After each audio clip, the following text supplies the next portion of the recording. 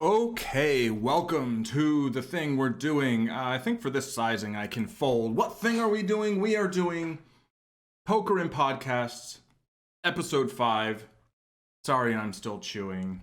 We're going to hit play now, and I'm just going to listen. Just hang back and listen. I'm going to cold call this because there's a fish bones in the big blind. Welcome, everyone, to this episode of the Superhero Ethics Podcast. My name is Matthew Westfox. I'm one of your hosts, and I'm happy to announce that our frequent guest, Paul, has actually decided to sign on to the podcast as one of our official co-hosts. So, Paul, introduce yourself. Greetings, people of Earth. This is Paul Christopher Hoppe, aka GiantBuddha, aka ZenMadman. I write, I play poker, I do a bunch of other stuff, and now I co-host this podcast with Matthew. Awesome. Well, something to put on your resume, because I'm sure this will be remembered down through the ages. Yes, so greetings to people of Earth and any extraterrestrial humans or robots or aliens who might be listening to this in the future. Of course, and certainly if you've ever thought that podcasts aren't for you because your lives aren't valuable, that's what we're talking about today. Indeed. Our topic today is actually about the idea of when lives matter. It's obviously inspired somewhat by political discussions going on in the world today, and that's something we are going to talk about. But grounding it in the superhero conversation. Circa 2016, just for the record. You and I, Paul, have talked in previous episodes about especially Batman, but also Daredevil a little bit. Both of these characters make a big deal about the fact that they don't kill. But a lot of the other characters don't seem to have... And then you've got someone like Punisher, who is clearly okay with killing. Yes, I mean, he in fact makes a big deal that he does kill. Right. But it seems a lot of the other characters, and today I think we're going to focus specifically on the Marvel Universe, just for that contrast, but we'll bring in examples from others. There are a lot of characters out there who never make a big deal of it, but do kill people. Yes. Some quite often. And I think that would be a great thing for us to talk about in terms of why does it seem okay for some characters to kill people and others and not, and what is happening there to make us okay with being killed. So let me just start with that. Sort of when you see some of these shows, what are you seeing in terms of who it seems we're allowed to kill? So I've got a list I've prepared that includes robots, aliens, zombies, vampires, orcs, goblins, ghosts, ghouls, animals, giant bugs, drug dealers, gang members, terrorists, Nazis, and Mexicans, depending on who you're talking to. Right. These are the people who we see our characters kill without seeming to have moral problems with it. Yeah. And to be clear, the point isn't that we don't have a problem with it. The point is that it is not portrayed as a problem. But that is what the entire rest of this episode will be about. So yeah, and geez, me and my lists. Oh, I'm all about those lists. Yeah, and they sometimes go to contortions to have show that a certain character isn't getting killed, like in the old X-Men animated series, or the Justice League animated series. When there's a superhero destroying an airplane or something, they'll show the pilot ejecting every time. I remember I used to watch G.I. Joe when I was a kid, and I thought it was ridiculous that every single these are people who are using high-tech military equipment, tanks and missiles and machine guns. Yes, and red lasers and blue lasers. Yeah, exactly, that too. And you always see the parachute from the plane. You always see the guy jump out of the tank just before it explodes. Right. There they made real effort to not show people dying.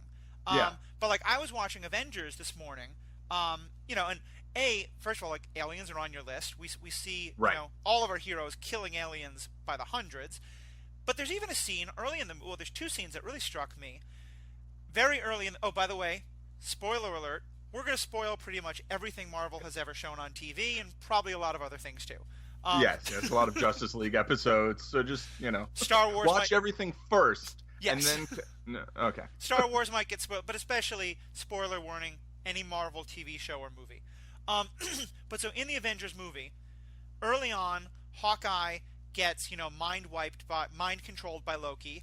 Nick Fury tries to kill him. Nick Fury tries to shoot him. And then later, Hawkeye and Loki have a bunch of soldiers who are helping them. And a line is actually specifically said that these aren't soldiers who are mind controlled. These are just people who are angry at S.H.I.E.L.D. Right. And Captain America throws one of them off an airplane. Yeah. It's in the middle of a fight to the death, so I can sort of understand it. But this is not a helicarrier. No. A helicarrier. No, thank you. I almost paused it to issue that correction, and I resisted the temptation, but apparently past me felt the need to clarify, which I'm big on clarifying. I think this is like a total aside. You know what? Whatever. It's my show. I'm going to do it. I wish that the way corrections were taken was more in the spirit in which I intend them, which is like, I just want things to be accurate. What did I get called by there? Ace high. Nice. And I think the way schools work, at least in the United States for the most part, the idea of like accuracy or correctness as some sort of achievement, and like, oh, you've done well in being accurate. Like, I think it matters. I think accuracy matters, but the fact that people have this like we're like being graded on it, right? That's like, to me, that's not the point. Is just like, oh, I made a mistake, okay, let's correct it. Whether I correct my mistake, you correct my mistake, whatever. It's like, let's just be accurate. Anyway, all right. I will count on you for pedantic corrections of things that are quite as important. And I think they're over. Am I going to make the same speech there? I do actually find the word pedantic fairly offensive. I think it trivializes what people consider trivial, but which I don't think details are trivial. I think they matter. I think all details are important.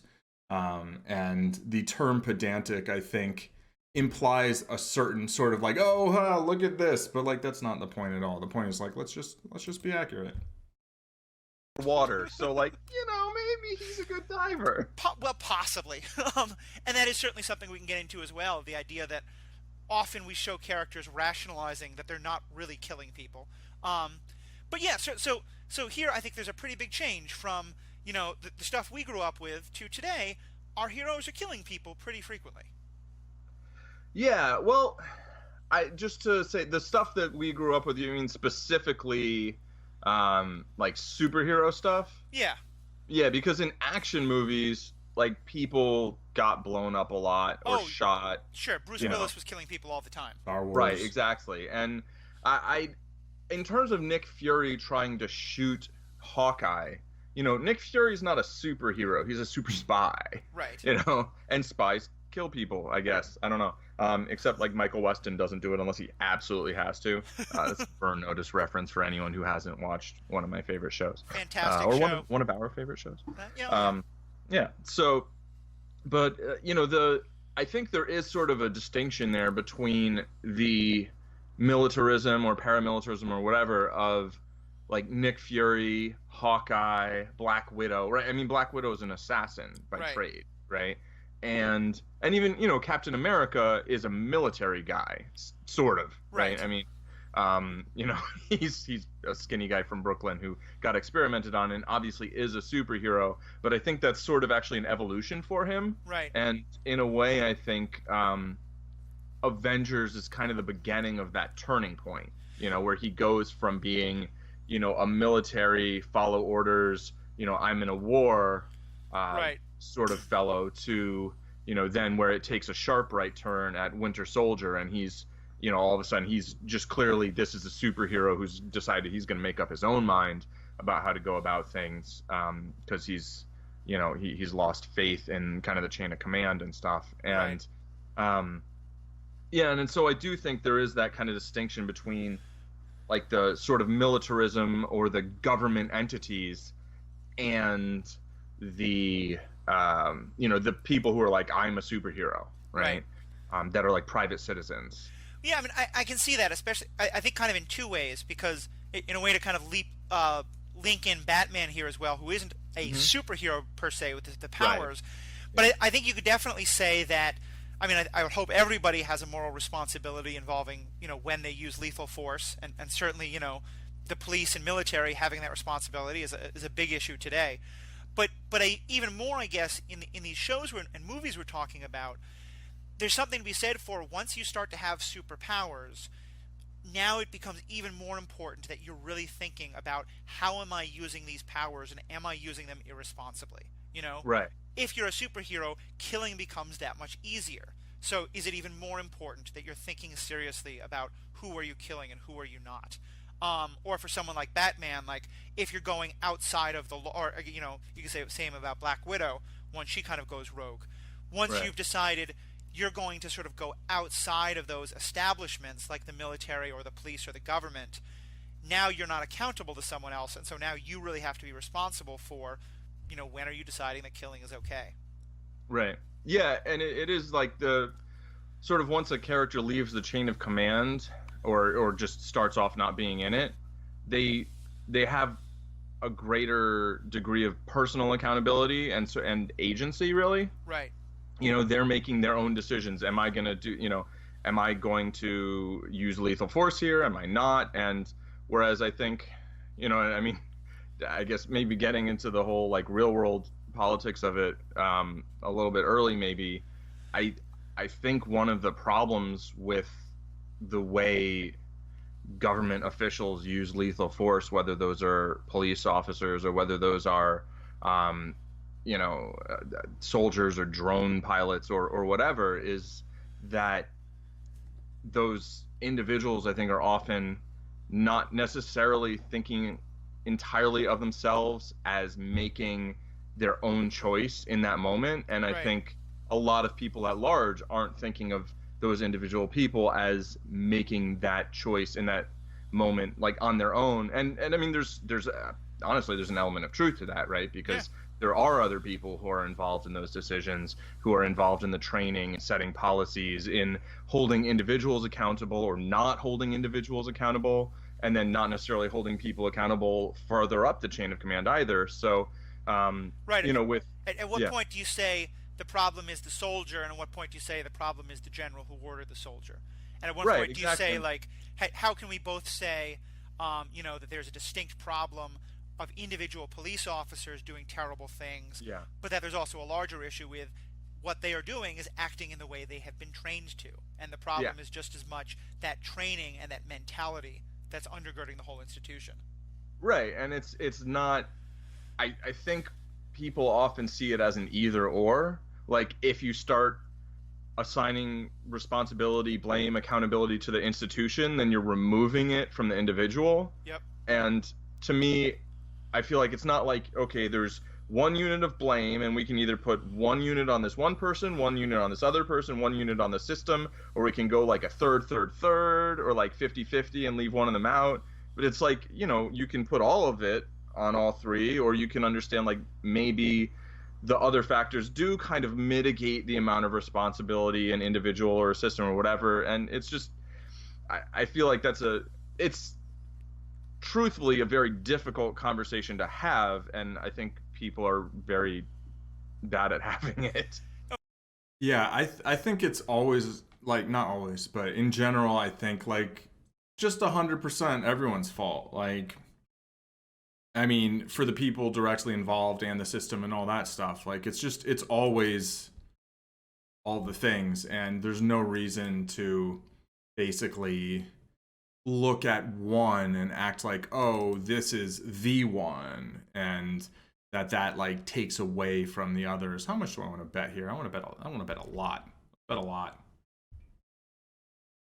What is called an overbet. All right, back to the conversation. Oh, to be sure. And I think in a lot of ways, this question of individual versus larger accountability is really at the heart of the Civil War movie that recently came out.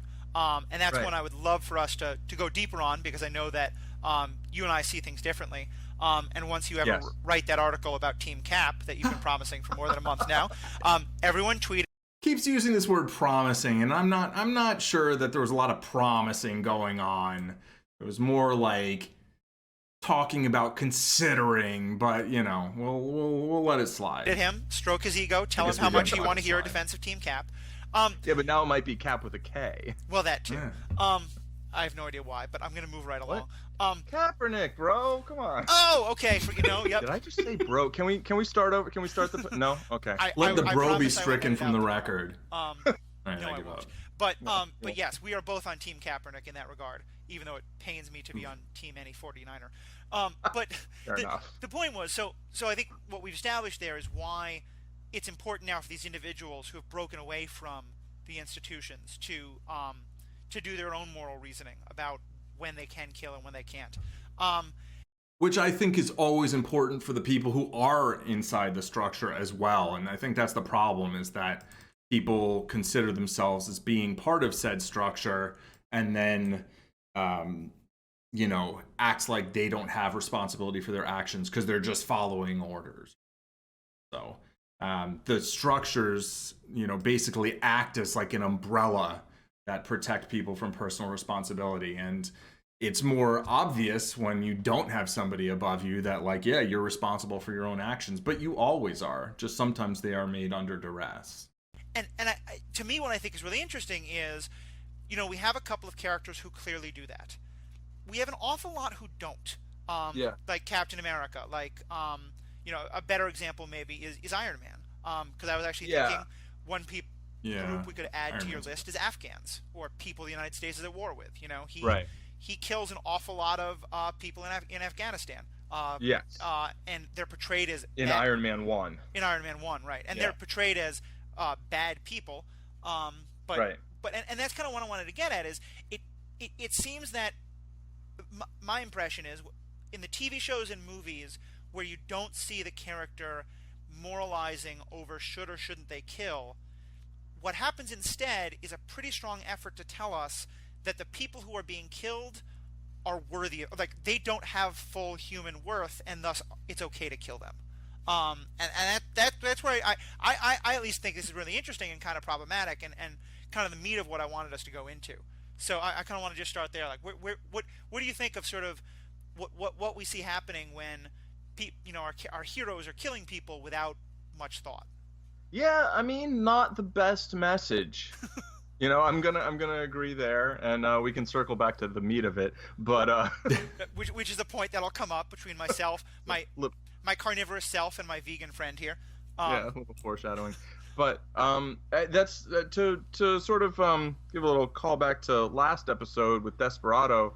There's that one line where, he says that everybody he's killed has been somebody's father, somebody's son, somebody's brother, which I guess explains it at the end scene, like Carolina must have killed, the Bucho's girlfriend or whatever. Right.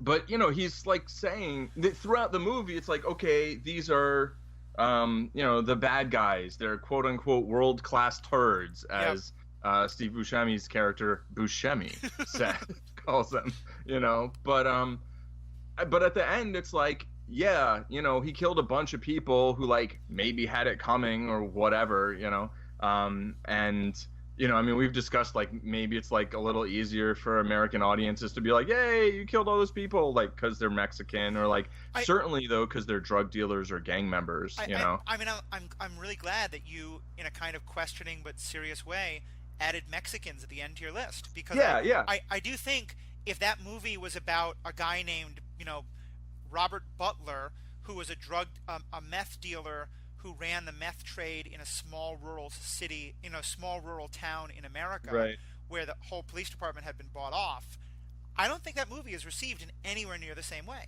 No, because let me disagree with you without you, like, if you want to change what you're saying. Was that what you were about to? I mean, I think as I said that, I think meth dealing white American, which can translate into redneck, is almost the next lowest on the rung. Right. But yeah, clearly the fact that they're Mexican makes it easier. Was going to be my point. I mean, I'm sure I'm going to address all this. I do think, like, the term like white trash and redneck and all of these things, there is like a dehumanizing, right, from that is involved, and like a classism, and even if there is a correlation between, like, certain beliefs that one might find abhorrent and certain geographical whatever, but it's like, that's just percentage wise. And that's not really a good reason to dehumanize anybody anyway. But one point that I don't think came up during the Desperado episode was that, you know, that was like the first movie with like, or one of the few action films with like a Mexican character as the protagonist, as the hero, you know, as this action hero. And, you know, he was killing mostly other Mexican characters within the context of the movie. But, you know, that was a big point that Robert Rodriguez made when, you know, getting that movie made, and that was a big deal. And so it's both, like, I think what Matthew's saying is mostly true, right? Even though with like some carve outs, right? But also that at the same time, you know, through that, like, you were able to get, you know, a Spanish speaking actor. I mean, I know Antonio Banderas is Spanish, but the character's Mexican, as like this protagonist in a big budget, not big budget, but like mid budget action film. So, you know, I don't know. I think there's a lot going on there.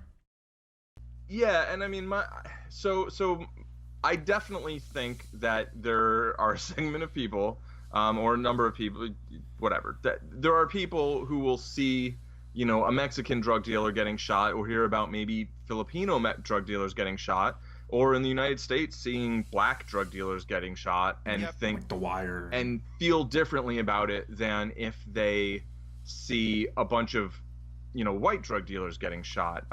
Although if you make those white drug dealers like white power, you know, not neo-Nazi drug dealers, then like all of a sudden you kind of get another like dehumanizing, you know, Nazis was on that list too. I mean, right? I've never like watched all the movies and done a body count, but my guess is going to be that the movie where the hero kills the most people is Captain America in the first Captain America movie. I think so. Right, and I mean, but he's killing Nazis, right? He's killing Nazis and Hydra members, and so that's absolutely okay, you know. Right, and so I guess my counterpoint to the whole the Desperado, while they're Mexicans, and like how much of an effect, like I'm sure that has an effect on some people, right? Yep. But we have movies like John Wick, where a guy goes around killing a bunch of, you know, New York like gangsters or whatever, you know, and we have Are they mostly Russian in that? Is Peter Stormare the main villain? I'm trying to remember. I could be wrong about that. Who I think is Swedish, but like might have been playing Russian. I don't know. There's probably something to say about John Wick, and maybe when John Wick 4 comes out, maybe I'll watch 2 and 3 eventually, and Matthew and I will do an episode, perhaps with someone else on that. That would be interesting. Let me know in the comments if you want us to cover John Wick 4. All right. I forgot I had another example in my head, but it's not like it's a thing that doesn't happen and doesn't still get really well received. So I would just say that I think that's certainly a factor for some people. Yep. But I actually think the drug dealer thing is probably a bigger factor, for most people, you know. And I think a sort of disappointingly large number of people would be like, oh, well, you know, they're drug dealers. Like, what do you want, you know? Well, and I think, and again, we're going to get back to the Marvel stuff, but for anyone who hasn't seen it, go watch Desperado. It's just an amazing movie, and it's so much for us to talk about. On Netflix. But in that last episode, I referenced, you know, how different a movie would this be if it was all told from the perspective of, you know, poor people in this going nowhere Mexican town who went to work for Bucho because they had no other prospects. And I said that as though like that's a crazy idea, but I went back and rewatched the movie, and there actually is a character who's introduced as this young kid, someone's cousin. He's looking for work. He has to go through this brutal fight just to get a job. He'll never dance again. He'll never exactly. Never dance and Antonio again. Banderas winds up not murdering. He's in self-defense, but killing him along with everyone else. Shoots him many, many times. And I thought that was interesting that even when that story was humanized a little bit, still it's okay to kill him. Right, exactly. There's a lot of killing in that movie though, and he kills Machete, Danny Trejo, not as Machete, as the Colombian, I think, assassin. But at the same time, there is like that, like just one line kind of caveat, like, you know, okay, you've just watched this extremely bloody action movie, and I think all the shooting's over, but like, like, by the way, like, those were people. Right. Okay. Moving on. Roll credits. Yeah, it is both something that I love about the movie, but it also is a really interesting and I think kind of problematically manipulative way for the film to sort of say, okay, we're going to let you, enjoy the heck out of all of this, but then tell you, but of course it's not really morally okay. And, it's sort of a way of having both sides, Yeah, I mean, I kind of think that's brilliant, but... Oh, sure. I should clarify my position on morality, what with not believing in morality or ethics. I think what one might term a subjectivist in terms of like, there are things that matter to me and things that people do that I think are crappy. And I think people's lives mattering to one another and of course to themselves has, tons of subjective value. But, at my core, I'm essentially a nihilist. And I think, morality it's just an ideas that people make up about how they want the world to be, as opposed to like how it should be. It's certainly, I feel super strongly about how I want the world to be. But I think like acting like there's anything objective or that something should be a certain way, to me is not an accurate way of, well, it's not the way I view the world. To like basically sort of get the audience up into a fervor of laugh, rather like, yeah, kill him. Oh, Well, here again, I think we're really getting a debate over what is the filmmaker intending. Right. But getting back to the more general a little bit. Okay, so when a filmmaker or a TV show doesn't want us to really worry about the heroes killing people, they show us that the people deserve to be killed, or that their lives aren't as worthwhile. Right, go ahead. I was going to say, so why is that a problem? What's wrong with that? Yeah, well, it's just like easy for people to then see other groups of people, not even either individual people or groups of people, and to basically think like, well, they shouldn't have any rights. Yep. Right. Killing them is fine, and we don't have to worry about it. And oh well, we can just bomb that kind of swath of people because like, some of them are bad and like the rest of them are there too and they know them and they're not stopping them or whatever. And so I think it's just dehumanizing, and people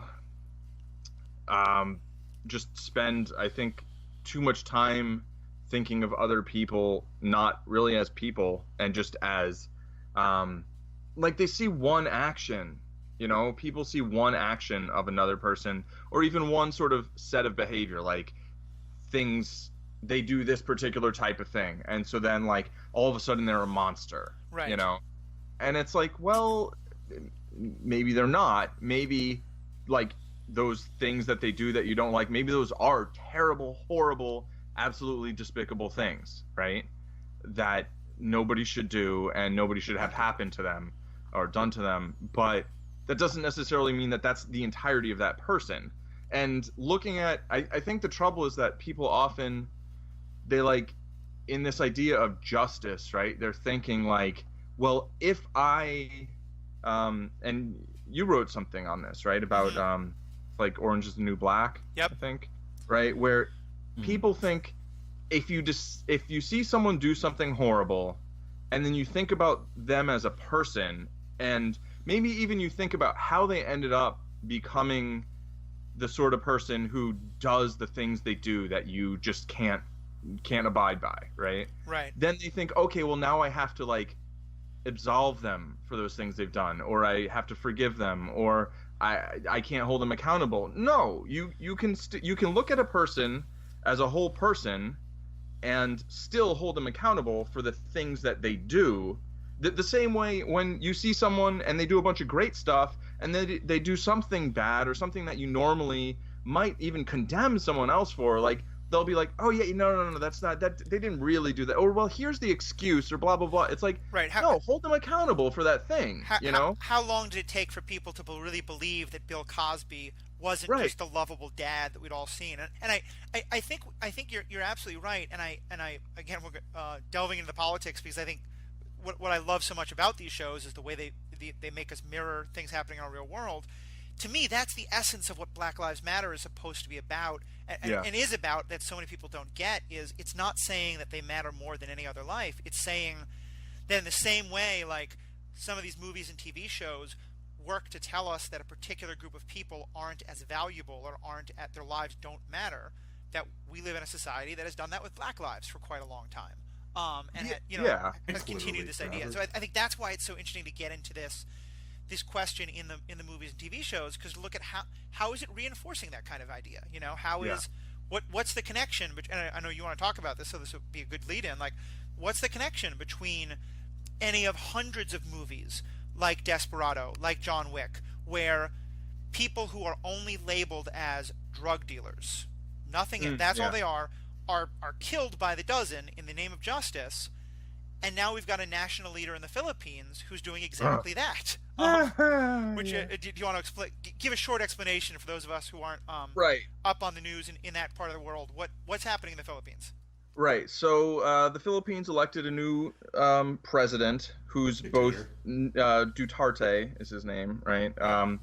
And it was like 2 months ago, and one of his campaign promises was to kill 100,000 criminals.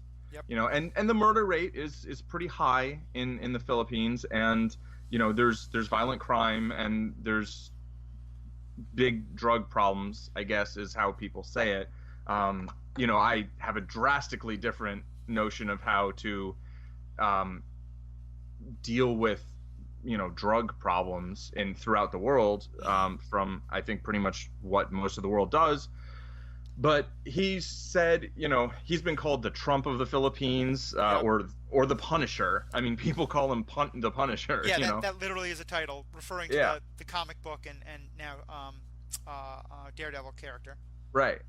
So he said, I will kill 100,000 criminals in my first year in office. And that was a campaign promise. And 2 months in, he's killed like 2,400 people, and by killed, I mean, what he's done is he's basically sent in death squads, right? Like told the police, okay, you can go and just shoot these people. You don't have to give them warrants, you don't have to bring them in. Calling him the Punisher is very literal. These are groups of people doing exactly what the Punisher wants to do. Right, exactly. And then he said, if you see, a drug dealer fleeing, from the police, shoot them. I'll back you up. I've got your back. And it's basically exactly like, the parallel to Trump is when he was like, if you see someone protesting or whatever, punch them in the face and I'll cover your legal bills, right? Except here, Duterte's like, no, take a gun and shoot them. Right. And, you'll be good. I'm not gonna, I'll give you a reward, I think he might have said. And the disturbing thing is that, I have some Filipino friends who've made a point about, hey, this is some who are just like, this is really messed up. And some were like, well, this is disturbing, but from people I've talked to, they're like, it's working, and it's like, well, yeah, it's working. You've terrorized a section of the population, and I have heard some disputes on what the actual number is and whether some of the killings are drug people versus drug dealers versus other drug dealers or whatever, and that the middlemen are kind of withdrawing, so the whole sort of drug economy is collapsing in a way. But the other thing though is it's well, so first of all, it's disturbing that there are a lot of people who seem to really kind of be okay with it, right? And there are many reasons this is disturbing. One is that it's just there's an element of that sort of very human sense of well, that's what they deserve, right? There's another disturbing, aspect to it, which is well, yeah, we're taking away people's rights, but it's what we have to do to make the world safe, right? Which interestingly, I mean, how many of the movies and TV shows that we talk about, is there some element of look, let this one, villain have all the power, he'll make us all safe. I mean, that's right. That's what so many of these stories are about, and what remind us of why what this guy's doing is so terrifying. I'm gonna need to rewatch Winter Soldier again. On that note. Right, like in theory, that's Hydra's plan, right? In Winter Soldier, they're like, yeah, we're just gonna kill the people who are gonna upset the balance of, of power, and like let us rule over everyone, and then everybody will be safe, and great, hail Hydra. But like, the other, what was it? There was one more. Oh yeah, the other thing that's disturbing is if you're like, all right, well, if you see a drug dealer or a drug user, I think also, like, you can just kill them. Like, then you can just kill anyone and be like, oh yeah, they're dealing drugs. I found this dye bag on him, and I'm sure people are doing that. And we see, I mean, like, that was a big thing that happened, in Soviet Russia, under communism, under Mao, right. And to some extent, during the Red Scare. I don't know if it happened under McCarthyism, though I imagine it did, but certainly in the 20s during the first Red Scare, if there was someone who you didn't like and you wanted to get rid of him, report him as a communist, report him as an anarchist. Right, exactly, and then all of a sudden they're dehumanized, and they don't have rights, and And I think that's the key thing that we're talking about here, is that in all of these, what you see is an attempt to sort of say, because we can slap this label on a person, it of drug dealer or of Nazi or of Hydra member or whatever. Yeah, or Mexican or Muslim. Yeah, exactly. You want to get Trump about it. Or thug, as happens in our world today. That somehow means that their life is worth less, and so therefore our characters don't have to have trouble about and that we don't have to feel bad. It's sort of a way to tell us in the audience it's okay to watch them kill these people because they're not real people. They're not fully human. Yeah. And I wanted to talk a little, as you said, I don't want to go too far into. We could spend the whole podcast just talking about the examples of this, but I want to spend a little time talking about kind of if we sort of see a hierarchy of value of lives in the Marvel world or in these worlds in general. Who are the people that are at the top of like the most killable, the ones we have the easiest time? Right. So because I think to me I would say it's Nazis, robots, and clones. Those are the ones who robots and clones, because we don't really fully see them as human. Well, I mean, maybe not at all. And Nazis, because they're just sort of the worst of the worst of humanity. Yeah, well, I'd say, I mean, I don't totally disagree on Nazis. I mean, I think that's a good point, but I think that really, I think robots and aliens, and then like the undead, are kind of the three big categories of like that ain't human, right. Like, and those are so the difference being like if you look at the Marvel movies and compare them to television or compare them to so like let's look at three things, right? One, you have like kind of kids animation for TV. Yep. Right, which I've watched like a bunch of different X-Men series, and they pretty much all do this. The DC's Justice League series does it extensively. A lot of series do this where they want the heroes, particularly when it's like a team, they want them to be able to fight a bunch of people and destroy them. I mean, if you have a character and you give them lasers coming out of their eyes, right, whether it's Superman or Cyclops, like you have to give them enemies that they can just explode, right? I mean, Iron Man, I don't think has a single non-lethal weapon in his suit, Right. He doesn't have like, grappling things and batarangs and whatever. He's got, machine guns and missiles.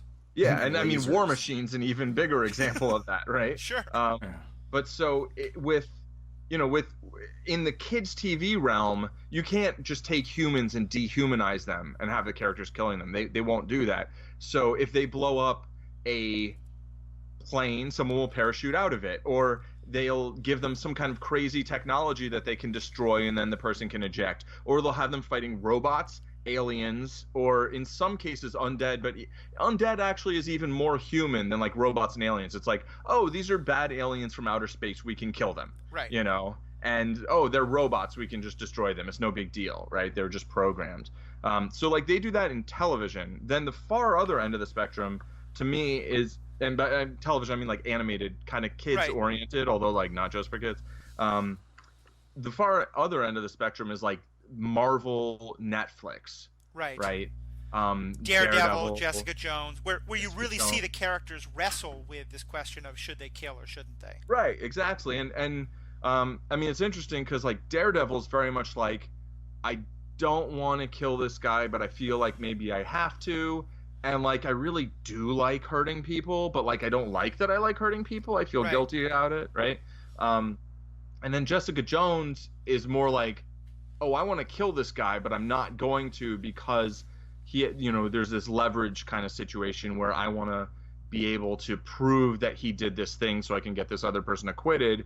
And then when that's no longer a thing, she's just like, yeah, I guess I'll just kill him, Well, I think for her, it's not just that it's what she wants to do, but she makes the point with some good reason that he might be the person who just can't be contained by the criminal justice system because of his power to influence people. Can't be contained by the plot, anyway. Right. Although they do find a way to mitigate that, right? Isn't that actually that's a plot point? So honestly, okay. We could debate the specifics there, but yeah, just pointing out it's one other reason there. But I think your point is definitely well made. Of that I think those are the two ends of the spectrum. Right. I might even put. Go ahead. Oh, just in the middle is like the movies. Yeah. Where like they can kill people, but like the people have to be kind of dehumanized, and there can't be a bunch of blood. So it has to be this kind of like, and to me, in terms of like the sort of the impact on, sort of people's worldview, I think the movies are by far the worst. Right.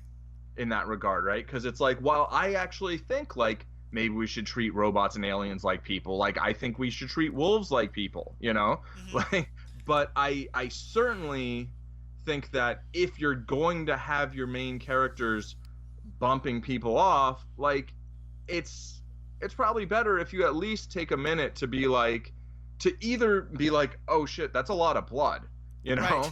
Where it's like, and then this is the thing about Desperado is like, it's not like he's killing people and they're magically like turning into dust or something or whatever. It's like gruesome, and I think there's an extent to which like you can be like, yeah, go, but it's like also it's like, ooh, yeah, and there's like that visceral reaction. I mean, it's almost making you ask yourself, why am I enjoying the gruesomeness? Yeah, it's not sanitized. Matthew and I were talking on one of the recent podcasts about sanitized violence. I think this was about like parental controls or something, and somehow that's how we ended up. But Desperado is the violence is not sanitized by any stretch, right? And let's just bet all the chips. So I think that's a pretty big difference. This is probably good, but it's. Whereas in the movies, I think they often have the same level of violence, or they might have the same level of violence as a movie like Desperado, but they're completely sanitized, so it's very different. Right, exactly. Whereas, when you shoot a Nazi with an energy weapon or even a bullet and they just fall over dead, but like you don't really see them, like things spilling out of them or whatever, or like a lot of blood. And you see Iron Man kill a whole bunch of people who, they're holding hostages. Like, I think that's a perfectly fine time to kill people, To kill people. Like, they have guns to other people's heads. And if the only real way that you can keep them from killing those other people is to kill those people, like, okay, have at it. But I think sort of the fact that that's not even, that there's like no exploration beyond that, or no exploration of that at all, right? Oh, sure. I mean, I always loved that in again, huge spoilers here, but in the first season of Daredevil, where our character spends so much time wrestling with this idea of should I kill people or shouldn't I? If I'm remembering correctly, the first, or at least certainly one of the first times we see a quote unquote good guy kill someone is when Karen shoots Kingpin's associate, whose name I forget. Wesley. But and I mean, this is a situation where he is, holding her hostage. He is clearly threatening her life. She has every reason to think killing him in self-defense is pretty darn justified. And yet we still see the character pretty emotionally fucked up by having taken another human life. Yeah. And I thought that was so wonderful because that's what the movies never show us, right? And because it doesn't make as good a story, but because then the audience has to feel bad about being like, yeah, look at those Hydra guys get shot. I'm making lots of hand gestures you can't see here. But I think you're right. I think there's something really interesting and really kind of problematic there when instead of sort of engaging with the idea that maybe killing people is what's necessary, but it's not a good thing. They just instead say, well, no, but it's okay. These people's lives don't matter. Right. Yeah, and so I think when Karen shoots Wesley, thank you. First of all, that scene was just awesome to begin with. Yeah. But then the whole kind of fallout from it, which lasts, I mean, it's not over at the end of season 1. Like, that's something that she's still dealing with into season 2, and that is a really, part of why she has some sympathy for the Punisher, I think. Yeah, she feels like totally. The Punisher gets her. Right, and I mean, I think she also sort of sees the Punisher as a little bit of a, like, she gets the Punisher, and she kind of sees like, well, I can't say what he's doing is wrong, or then I'm saying what I did was wrong, which isn't necessarily really fair to her, but because I mean, like, she was probably going to get killed if she didn't, pick up the gun and shoot him. It was very much kind of like a kill or be killed situation. So it seems like it would be one of the easiest places to really deal with killing someone, but it's very, very real that it would still be very hard to deal with it. And the fact that they show her struggling with that, I think is powerful, and it provides a great counterpoint to kind of Daredevil's internal struggle of like, well, can I beat this guy using the law, even if I step outside it to apprehend him or whatever, can I get the law to arrest him and actually deal with him? And I mean, it's funny because, like, maybe the answer is no, right? Because, like, clearly he's probably going to show up again in another season. It's like, how many times does Joker get out of jail and do stuff? And, these are super villains, right? They're not, or arch villains or whatever. They're not like real world people. But even though some of them, like, I'd say Kingpin definitely feels in that series like a real person. And they show us his backstory, right? They show us kind of how he became him, how he became the guy that we look at as the villain in this series, and who clearly sees himself as the hero. And I mean, I didn't have any problem understanding him and feeling like, wow, that's really a human there, and still being like, I want him to lose, Exactly. And I think that's in some ways what the story does, is it mirrors what Daredevil goes through. Is that what Daredevil would need to do, and he pretty much says this to his priest, is that the way he justifies killing people is by only seeing them as the criminal, the drug dealer, the kingpin. I mean, just that whole idea of, is this Kingpin or is this Wilson Fisk? I think is such like, I almost never think of him as Kingpin. I think of him as Wilson Fisk. And that whole idea of, giving them a name instead of that title, it drives home what Daredevil is wrestling with, is these people are dangerous, these people are bad, and these people maybe have done things that make me feel like they should be punished in a sense of justice. Yeah. But to kill them, I have to ignore their humanity. Right. And I'd say that there's an extent to which season 1 is about Wilson Fisk. Yeah. And that when he gets out of jail, he'll be Kingpin. You know what I mean? Yep. Season 3, definite Kingpin. Spoilers. Season 1, Wilson Fisk. I think that is accurate. Or actually, even in jail, I think they start calling him Kingpin, right? Or there's some, I don't know. I don't remember the details. But basically, that is kind of when he really becomes that character. I mean, he is who he is, right? But there's a transformation there where, he's like, I was trying to save this city, which is really a neighborhood, but whatever. But then he's like, screw it, I'm going to go full villain now. And so in a way, Daredevil turned Wilson Fisk into Kingpin, right? But he still was that, villainous, like the way that we might look at people who, real estate developers who destroy neighborhoods by, various means. And, not all real estate developers, but, the ones who kind of go in and are like, oh, this is a poor neighborhood, let's evict these people, let's tear down these buildings, let's, build a Starbucks, and, You want to find a group of people in today's, like, liberal political world who it's pretty easy to say has a lower level of humanity, gentrifying yuppies, that's low down. And just put... Hashtag not all real estate developers. pulling it back to to where we started with what else is on that list. I and I think you a few times, but me especially, I'm aware that I keep using the word humanity. That was taken away from these that the way you make someone's life seem less valuable is by taking away their humanity. And inherent in that is the idea that human lives are more valuable than animal lives, or alien lives, or robot lives. Right. I'm gonna ask you about the non-human animal, because humans are animals. Just for the record, to be pedantic, which is not pedantic. Animal in a second, but let's start just with human, robot, and alien. Like, what do you think's going on there that sort of lets us say, well, these are Chitauri, so who cares that we're killing them, by the hundreds or thousands, or all of what's the name of the mega robot in Avengers 2? I didn't like that movie. Now Ultron, thank you. Yeah. I just really earned my credibility in the eyes of the audience. But that was a good moment for you. All of Ultron's drones, killing them they're just machines. There's no thought there. Yeah. But yeah, with like robots or semi. Well, and they all are Ultron. Each one of them is like a piece of him, really. Right. But I thought like in some ways that was perfectly done by the authors then. That's perfect way to guarantee that you can kill everything and everybody with them having no moral weight whatsoever. Right. But let's take instead like aliens, like the Chitauri or some of the other aliens that show up in the Marvel universes. Where's their moral weight for us?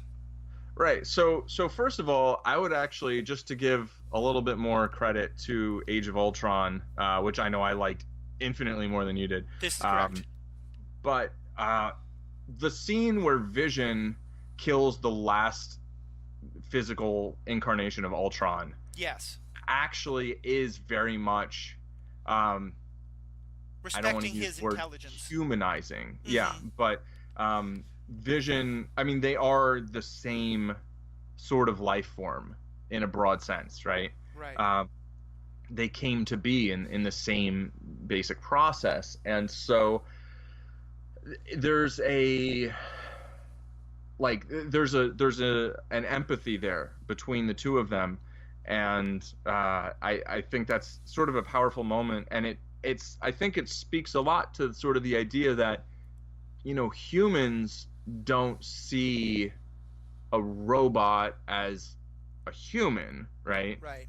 But to me, I kind of prefer the word person in a way, because human is species specific, right? Right. Like a robot is not a human, an alien is not a human, a wolf is not a human. But like, you could use the word person to describe any of them. Like, my cat was a pretty cool person, like that is like a reasonable thing to say. That my cat, who I will call my cat because I gave her my name, and my cat friend, who was I think literally my best friend for like 10 years.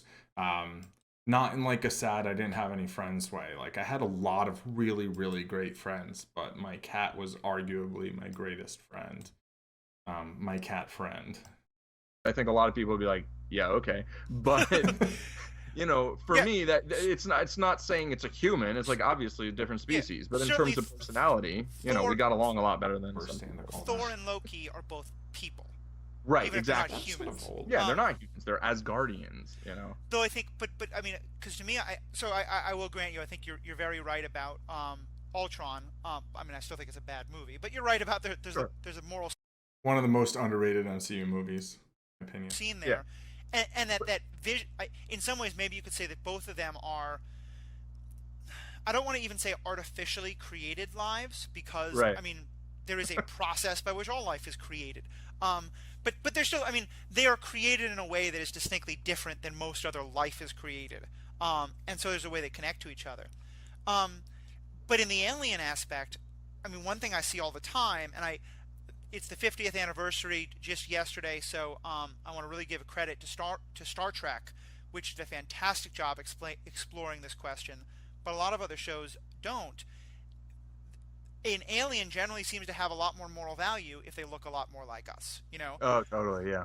Thor and Loki, I mean, they're both gorgeous men, and so that's what, that they get that appeal, to be sure.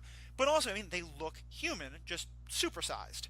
Right. The Chitauri look like, alien lizard people. Yeah, the Chitauri look like undead robot aliens. Like, they're really weird. They did so much to say, like, these people are, just look at them. They're monsters, Yeah, they're not people. Like, they are not presented as people in any kind of, way that they do, what you're saying, basically. Like, they create the largest barrier to empathy that they can in Avengers, I think, so that the Avengers can just smash as many of them as possible, as the budget will allow, pretty much, as our attention spans will allow us to enjoy. And like that's a good move. It lets them get a PG-13 rating and lets people go like, oh, that's hilarious when they drive the scale into the back with the hammer and Hulk, and then he hits him, and but it's like at the same time, it's like, man, like if you ripped off like if you ripped off someone's arm and like shoved it down their throat, like that's pretty disturbing. No, it's true, and I'll say a market count, and I think what Avengers does is definitely more common. Generally you can tell who the bad guys are based on how, if there's a good alien and a bad alien, the bad one is the one who looks least like us or who looks scary. What Star Trek, as I said, did some good examples on this, but I think far and away the best is you've never seen much Doctor Who, have you? No, I watched one episode. I'm not a huge fan, but I definitely have watched a lot of it and enjoy a lot of it. And one of the things that they do is they introduce a race of creatures called the Ood, OOD. And when you first see them, they look like, tentacle monsters out of a Lovecraftian horror story. I mean, they just look like terrifying tentacle monster things. Right, Shoggoths. Yeah. They're actually some of the most friendly, lovable, Doctor Who, one of his favorite lines is, oh, an Ood, love an Ood, That was my horrible attempt at an accent to measure 3 different. That was? No, it wasn't. I'm kidding. Move along. Oh. I'm making the Jedi-ation. This isn't the accent you're looking for. Move along. No, it just sounded like your normal voice to me. Okay, well, good. Because I think I decided not to do the accent and wasn't sure if I backed off the ramp in time. But the point is, it's I think a great example of highlighting this idea of why is it that we think that looking like us means that you're morally okay. Right. Certainly, because that says that humans are how many other alien species out there are like, oh my god, it's the humans. Those creatures are terrifying. Also, maybe that's where racism comes from, and then it gets projected into different speciesism in science fiction. I don't know, just a thought. Right. Because we're not really the best people in the world. Yeah. But also just there's something really interesting there about one easy way to lower a race's moral category is to make them look scary. Yeah. And I think what Matthew is constantly alluding to is perceived moral value, right? I think that's just to clarify, however you would say moral value, but the perception, the way that the audience is likely to respond and value or not value these lives. Yeah, well, I mean, that's basically, I don't want to say that's what racism's entirely about, but that's it is a lot of it, though. It's there's this it's there's a sense that I think most people have that people more like them, right, are easier to relate to. And the most obvious, particularly when something's on screen, it's the most obvious way that you can make someone either immediately relatable or immediately unrelatable is by making them look more like the viewer. Right. And so that, I think that certainly plays a huge role in in terms of just racism in real life, but also in film. And I would like to just a quick Marvel Netflix point slash Black Lives Matter, which I think if everybody heard the implied 2 at the end, the whole argument over anyway. That Black Lives Matter as well, or Black Lives Matter as much as every other not life. like the sequel. Yeah. I think that's true, but also a bit naive insofar as I think a lot of the misunderstanding is disingenuine. I mean, I know. Oh, nice hand. that, like, the first time I heard the slogan, I definitely heard it that, without the like as well, and like was kind of like, well, what about Latino lives? But like, I think the majority of people who persist at like having a problem with it clearly are doing so disingenuously and are not really like the complaint isn't really with the phrasing, it is with the idea that people's lives should matter regardless of the color of their skin. Okay, back to the cast. No, but I think that's exactly right. I think that's, all these idiots who say black lives don't matter, all lives matter. The response is to say the whole reason of Black Lives Matter is to say right now all lives don't matter, and that's the whole problem. Exactly. And I think, or aren't treated. To me, I think you're exact. Oh, go ahead. I want to say. Well, something. I just wanted to say, like, as a vegan, if someone wants to be like, well, all lives matter, like, okay, you're a vegan, right? Like, or at least a vegetarian, like, like, I feel like if that's going to be anyone's hashtag, that's mine, bitch. I think you got a good point there. Well, and so anyway. I want to get back onto the. Well, in a second. In a second, I want to say more about the connection between making aliens look different and racism. But I do want to go a little deeper on this. You've mentioned the wolves thing a couple of times. Talk about that, because I do think. I mean, I am a meat eater, but I'm someone for whom like conscious, ethical eating of meat is an important thing. And certainly when I hear people say like, well, I eat fish because I can't eat cute animals. That makes me want to smash things. There's an interesting thing here about how we value animal lives. That's a part of what is killable and what's not. I know you've been talking with this wolf thing, so let me go into that. Okay, so first of all, my dad used to say, for a while he was like a pescatarian, right? Yep. Which is basically an icto-lacto-avo vegetarian who eats fish and dairy and eggs, but not probably not chicken, and definitely no red meat, right? And he used to say, I won't eat anything that, I think he said I won't eat anything that has a face, but I think he also said I won't eat anything that I can talk to. Right. Yeah. And for me, when people ask, like, I became a vegetarian when I was 5, and then I gradually eliminated dairy and other animal products to the point where I was just like, all right, I guess I'm a vegan, because, that's the word for that. But for me, when people are like, well, why don't you eat meat? I'm like, because animals are my friends. I don't eat my friends. Right. Which has been a point of safety for many of your friends when we were having conflict. But go on. Right. Yeah. Exactly. I mean, it's good to know about your friends that they won't eat you. But I mean, just I don't know. As a kid, I grew up with animals. My mom had a dog and a cat that she'd had for a long time. They were really old, and then after they both died at like 18 or 19 years old, we got this cat that they found on the street, and I named her Paul Christopher Hoppe Cat, which I think showed both my early rejection of gender norms and my budding narcissism. I knew you back then. Budding is the wrong word, but go on. No, this is when I was 3. Oh, okay.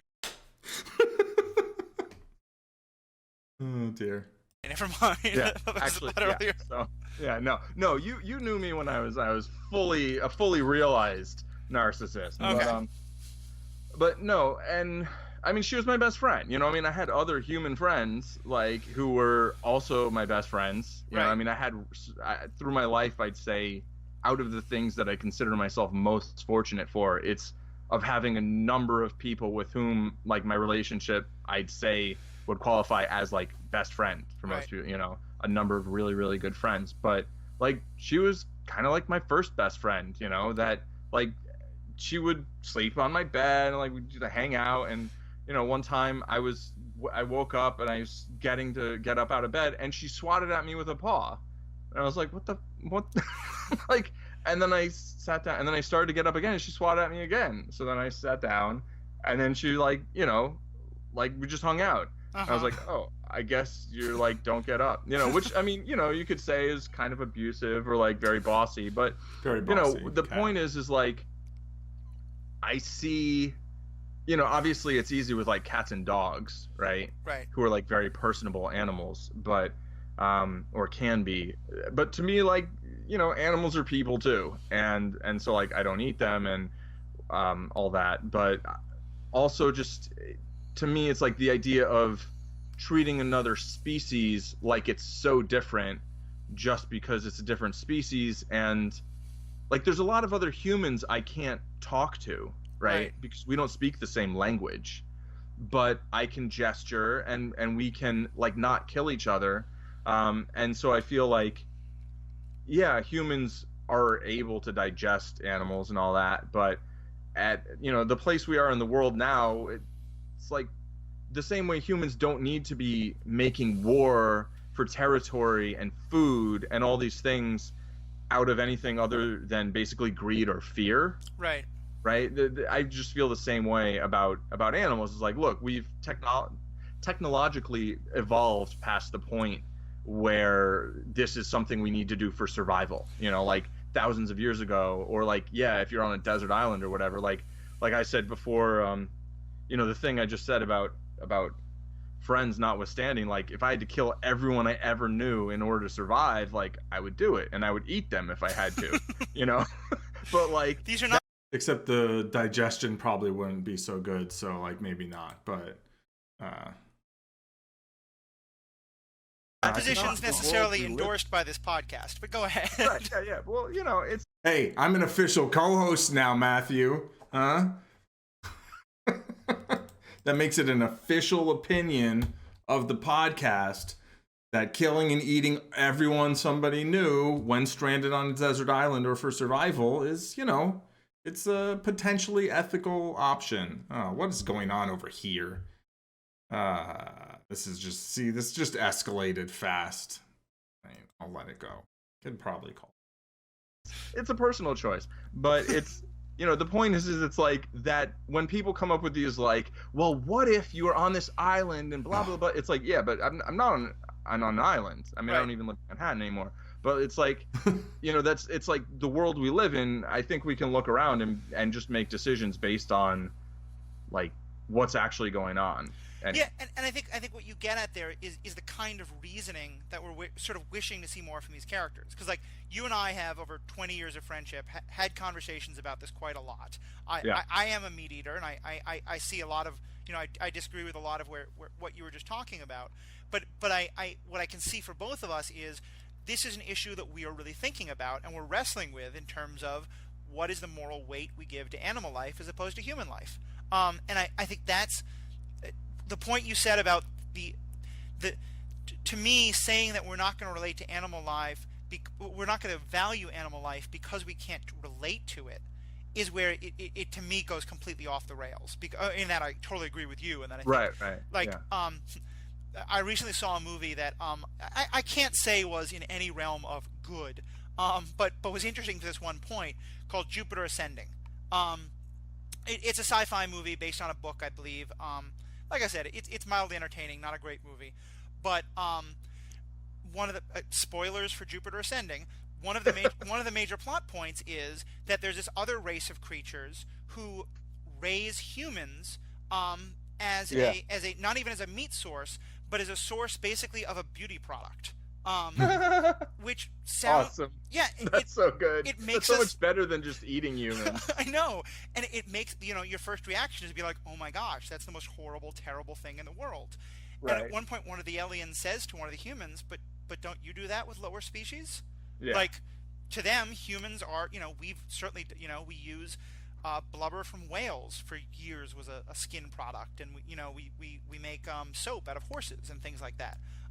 Yeah, and test things on all sorts of, Exactly. And humans are just the fucking worst. Just the worst. And this other alien race is just saying, you have a chain of moral value, we have a chain of moral value. What's the problem? With this. So yeah, I think, and that's, to me, that's one more way that we can say, oh, here's an easy way to devalue, the life. Mm-hmm. And so I'm glad we got into that. And the other thing I wanted to say about because going back a few steps to the thing about when aliens can become less killable. First of all, one of them is if they look like not if they look like an animal. If they're lizard men or if they're fish men or if they're dog men or cat men are a little less killable, I think, because those are animals we like more. Yeah, I think the sort of reptilian looking aliens, I think, are especially like the kind of implied cold-bloodedness, right? I think is a very big big marker of like, oh, we can treat these aliens like their lives don't matter at all. Whereas if they look mammalian at all, like if they look like apes, then there's certainly a higher level of concern for their sentience and sapience and all that. Let's see, is this gonna I'm gonna pause it here, I think, because I think this is a good 2-episode because the cast is like another hour. It's like a 2-hour long thing. This is actually I can but yeah, we'll get into more next time. Thank you for sitting through my vegetarian rant, which also I appreciate Matthew providing a space for, despite at the time I think disagreeing more perhaps than they do now. I think we've revisited the topic, and obviously, well, not obviously, but they still consume animals. But and the term ethical meat eater to me is always a little, on the inside my eyes are rolling a little bit. But at the same time, I think rather than ethical, the term conscious I think is very appropriate, where it's like maybe an awareness of a certain amount of harm being done, but an attempt to at least minimize that and mitigate it to whatever extent is possible without, making the full dietary switches, and this is, I'll talk about this for a few minutes while I fold my pair of nines. Like, I think this goes along with a lot of other things of like, just recognizing that there are degrees of things, right? That someone can do something that you think is harmful, like, which I think is terrible, right? Like awful, like hard to even comprehend how humans are still doing this. But within that, there is just totally not giving any fucks. And then there's being like, well, this is something I do, and that I just, for whatever reasons, I'm not going to stop doing now. But I am going to try to do less, and I am going to try and do it in a way that is maybe less cruel, less harmful, less harmful to the planet. And that, those degrees of difference matter, right? Like, if you took 10 people who eat a ton of meat, and you could make one vegan and have the other 9 go on about their lives, or you could have all 10 cut their consumption in half, like, which would be better? Like, the latter would be better. That would be 5 times as effective, right? You wouldn't have one person that would be like, yes, that person is doing things I approve of and nothing I disapprove of. But like, you would have a greater net effect. So I think it's important to be able to like kind of recognize like, okay, I don't agree with everything you're doing. I probably should have bet there. And I still think, this is harmful and something that disturbs me, really, right? The fact that, 5 billion of Earth's people are doing that makes it a little harder to get like really rankled at an individual, right? But, and, these are systemic things, systemic actions of humans. But I think it's still, it's important to recognize like, it's not, doing something 100% isn't the same as doing it 10%, right? So, let's, enough of that. Let's think about this poker hand. Should I call down with ace high? Now, ace high is so rarely really a good call down, but I feel like this opponent is special, and maybe I can make this call down. Yes, they could have any of these things, tons of pocket pairs, but there's so many draws that are out there, and they all bricked. You know what? we're going to call it. When I had that ace 9, I was thinking of calling down, and they had ace 8. So we got paid off there, and here we'll pay them off if they have a pair. Which, they turned a pair. Nice hand. Well played. Perhaps I should have bet flop, and maybe they fold that, maybe they don't. Anyway, that's going to do it for Poker and Podcasts episode 5A. See you next time for episode 6 or 5B. I don't know what I'll call it, but we're going to finish this podcast then. I think an hour and like a little bit extra is probably about as long as I want these things to go. So the ones that are this long, I'll break up into two-parters. So yeah, thanks a lot for watching. Hit like and subscribe, and I'll see you next time. Peace.